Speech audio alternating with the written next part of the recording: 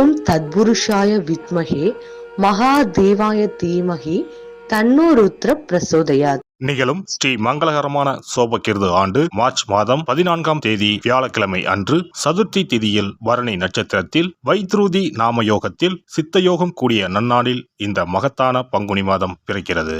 பிறக்கும் இந்த பங்குனி மாதத்தின் கிரக நிலைகளை பார்க்கும்போது மேசத்தில் குரு பகவானுடன் இணைகிறார் சந்திர பகவான். கன்னி ராசியில் கேது பகவானும் மகர ராசியில் செவ்வாய் பகவானும் உள்ளனர். சூரிய பகவான் புதன் பகவான் ராகு பகவான் மீன ராசியில் சஞ்சாரம் செய்கின்றனர். கும்பராசியில் சனி பகவானுடன் சுக்கிரன் உள்ளார். இம்மாத கிரக பெயர்ச்சி என எடுத்துக்கொண்டால் செவ்வாய் பகவான் மகரத்தில் இருந்து கும்பராசிக்கு பெயர்ச்சி அடைகிறார். சுக்கிர பகவான் கும்பத்தில் இருந்து மீனராசிக்கு பெயர்ச்சி அடைகிறார். சந்திர பகவானை பொறுத்தவரை மேசத்தில் ஆரம்பித்து 2.25 நாட்கள் வீதம் 12 ராசிகளை கடந்து ரிஷபத்தில் அமர்ந்து பலன்களை தரப்போகிறார். இம்மாத சிறப்பாக குரு பகவான் நீச நிலையில் இருந்து வக்ர நிலைக்கு மாறுகிறார். இதன் காரணமாக உச்ச பலன்களை அள்ளி தரப்போகிறார் குரு பகவான். இந்த கிரக அமைப்பினால் உங்கள் வாழ்வில் ஏற்படக்கூடிய சுப மற்றும் அசுப பலன்கள் என்ன என்பதனையும், அசுப பலன் ஏற்படுமாயின் ராசிக்காரர்கள் செய்ய வேண்டிய பரிகாரம் என்ன, வழிபட வேண்டிய தெய்வம், வழிபடும் முறை என்ன என்பதனை பற்றி விரிவாக காண்போம்.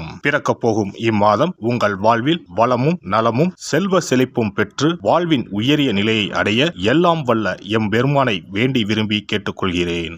மேசராசி அன்பர்களே, இந்த மாதம் செலவுகள் கூடும்.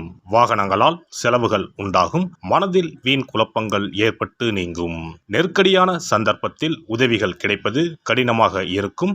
எந்த காரியங்களில் ஈடுபட்டாலும் மன தடுமாற்றம் இல்லாமல் இருப்பது நல்லது. தொழில் வியாபாரம் தொடர்பாக பயணங்கள் சென்று வர வேண்டி இருக்கும். வியாபாரம் தொடர்பான செலவுகள் அதிகரிக்கும். உத்தியோகத்தில் இருப்பவர்கள் வீண் அலைச்சலை சந்திப்பார்கள். குற்றச்சாட்டுகளுக்கும் ஆளாகலாம். கவனம் தேவை. குடும்பத்தில் வாக்குவாதத்தையும் கோபத்தையும் தவிர்ப்பது நல்லது. வாழ்க்கை துணையுடன் அனுசரித்து செல்வது நல்லது. பிள்ளைகள் நலனில் அக்கறை தேவை. விருந்தினர்கள் வந்து செல்வார்கள். பெண்களுக்கு மன தடுமாற்றம் இல்லாமல் எதையும் செய்வது நல்லது. தேவையான உதவிகள் கிடைப்பது தாமதப்படும். வீண் அலைச்சல் உண்டாகலாம். மாணவர்களுக்கு பாடங்கள் படிப்பது மனதில் மகிழ்ச்சியை உண்டாக்கும். தேர்வில் அதிக மதிப்பெண் பெற குறிக்கோளுடன் செயல்படுவீர்கள். கலைத்துறையினருக்கு பணவரவு ஏற்ற இறக்கமாக இருக்கும். எடுத்த முடிவை செயல்படுத்தும் முன் ஒரு முறைக்கு இருமுறை ஆலோசிப்பது நல்லது. எந்த ஒரு காரியத்திலும் அவசர முடிவு எடுக்க தூண்டும்.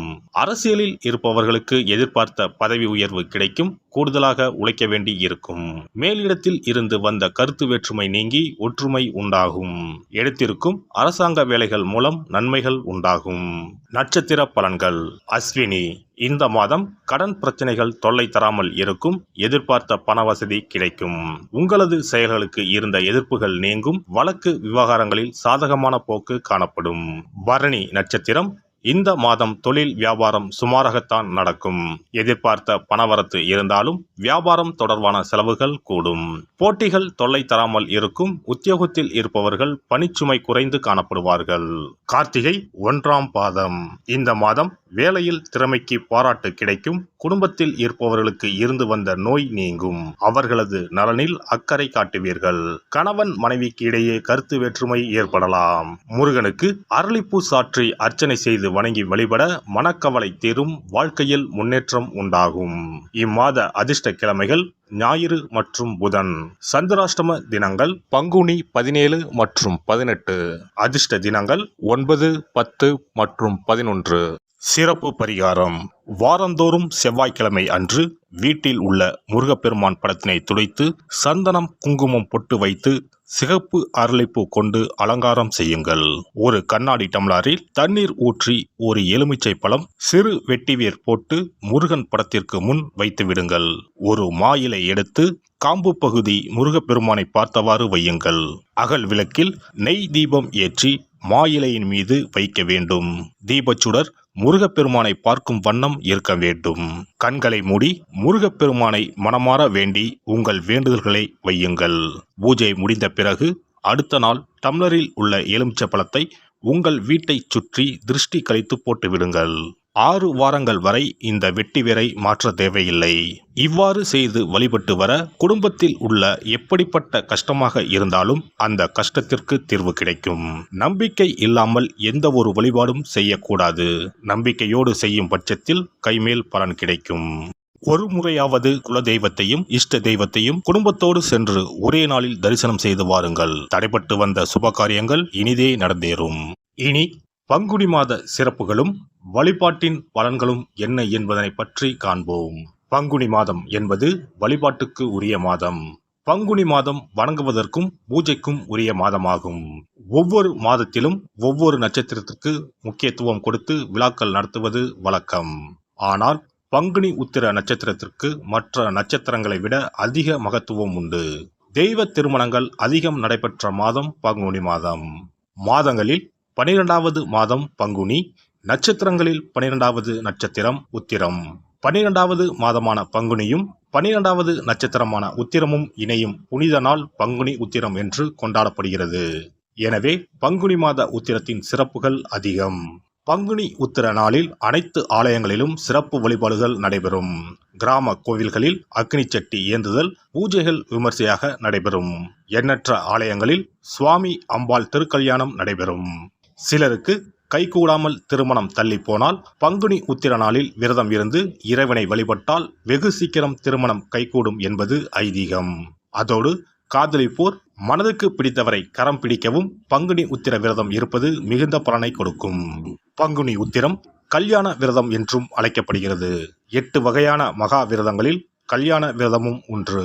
ஆகவே இந்த நாளில் திருமணம் ஆகாத இளையோர் விரதம் இருந்து தமக்கு நல்ல வரன்கள் கிடைக்க வேண்டும் என்று சிவபெருமானையும் பார்வதி தேவியாரையும் வேண்டுவது நல்ல பலன்களை பெற்றுத்தரும்.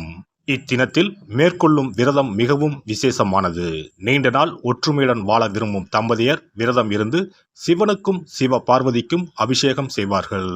இந்த விரதத்தை முருகனை வேண்டியும் செய்யலாம். அதோடு அன்னதானம், வஸ்திரதானம் செய்வதும் சிறப்பானது. ஜாதக தோஷத்தால் திருமணம் தடைபட்டவர்கள் வழிபாடு மேற்கொள்ளவும் சிறந்த நாள் இதுவாகும். செவ்வாய் தோஷம் காரணமாக திருமண தடைகளை சந்திப்பவர்களுக்கு பங்குனி உத்திரத்தன்று முருகனை மனமுருகி வணங்கினால் திருமண தடைகள் நீங்கி திருமணம் சுபமாக முடியும். குழந்தை பேரில்லாமல் தவிப்பவர்கள் பங்குனி மாத விரதம் இருந்து அம்மன் கோவில்களுக்கு சென்று வழிபட அந்த அம்மனின் அனுக்கிரகத்தால் நிச்சயம் புத்திர பாக்கியம் கிடைக்கும். தொழில் மற்றும் வியாபாரங்களில் ஈடுபடுபவர்கள் தமிழ் வருடத்தின் கடைசி மாதமான பங்குனி மாத தினத்தில் திருஷ்டி பூசணிக்காய் வாங்கி உங்கள் வியாபார இடங்களை திருஷ்டி கழித்து அதற்குரிய நேரத்தில் உடைக்க வேண்டும். இப்படி செய்வதால் உங்களுக்கு இந்த ஆண்டு ஏற்பட்ட தோஷங்கள் அனைத்தும் நீங்கும். பங்குனி உத்திர நன்னாளில் நம்மால் முடிந்த அன்னதானங்களை செய்வது மிகுந்த புண்ணியம் தரும். எலுமிச்சை சாதம் அல்லது தயிர் சாதம் அல்லது சர்க்கரை பொங்கல் என அன்னதானம் செய்யலாம். அதேபோல் நம்மால் முடிந்த அளவுக்கு மஞ்சள், சரடு, குங்குமம், கண்ணாடி என மங்கள பொருட்களை பெண்களுக்கு வழங்குவது விசேஷ பலன்களை கொடுக்கும். முருகப்பெருமான் நமக்கு இதுவரை இருந்த காரிய தடைகள் அனைத்தையும் களைந்து நமக்கு நல்வழி காட்டி அருளுவார். பங்குனி மாதத்தில் அனைத்து நாட்களிலும் கோவிலுக்கு சென்று வருவது மிக்க பலனை தரும். மேலும் செல்வ செழிப்புடன் வாழ்வதற்கு உதவும். எல்லாம் வல்ல இறையருளால் நீங்களும் உங்கள் அன்பு குடும்பமும் உடல் நலம், நீலாயுள், நிறை செல்வம், உயர் புகழ், மெய்ஞானம் ஓங்கி வாழ்க வளமுடன். இந்த வீடியோ பதிவு உங்களுக்கு பிடித்திருந்தால் லைக் பண்ணுங்க, கமெண்ட் பண்ணுங்க, ஷேர் பண்ணுங்க. மறக்காம சப்ஸ்கிரைப் பண்ணுங்க. பக்கத்துல இருக்கிற பெல் பட்டனை கிளிக் பண்ணுங்க. நன்றி, வணக்கம். ஓம் நமச்சிவாய. சிவாய நம.